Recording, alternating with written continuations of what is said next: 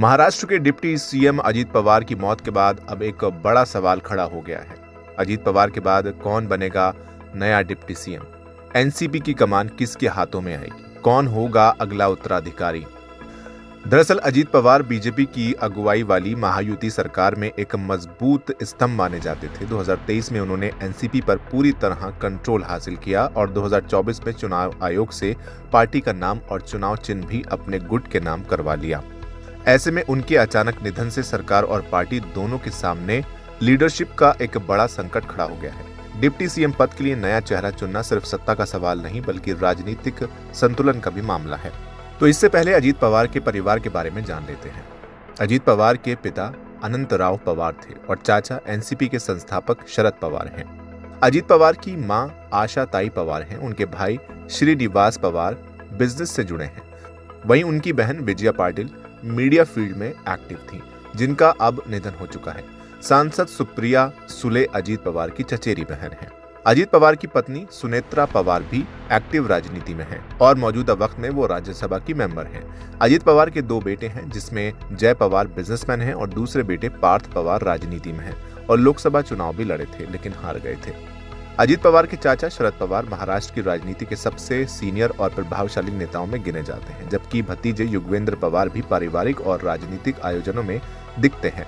अजीत पवार की पत्नी सुनेत्रा राज्यसभा मेंबर हैं और बेटे पार्थ पवार राजनेता हैं। उम्मीद की जा रही है कि वो दोनों ही अजीत पवार की एनसीपी और राजनीतिक विरासत संभालेंगे।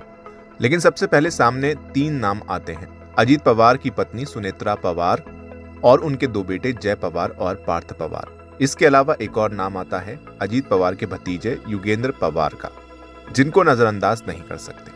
फिलहाल संभावना तो यही है कि महायुति सरकार में अजीत पवार की जगह बेटे पार्थ पवार डिप्टी सीएम बन सकते हैं।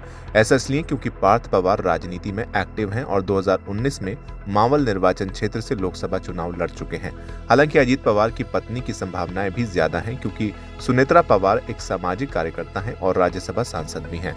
अजीत पवार के दूसरे बेटे जय पवार मेनली परिवार का बिजनेस संभालते हैं, वो राजनीति में एक्टिव नहीं है।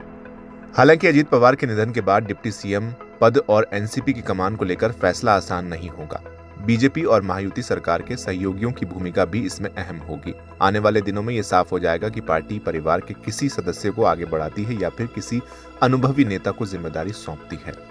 याद दिला दें कि बीते साल दिसंबर के महीने में ही महाराष्ट्र के डिप्टी सीएम और फाइनेंस मिनिस्टर अजीत पवार के बेटे जय अजीत पवार की शादी हुई थी और परिवार में जश्न का माहौल था।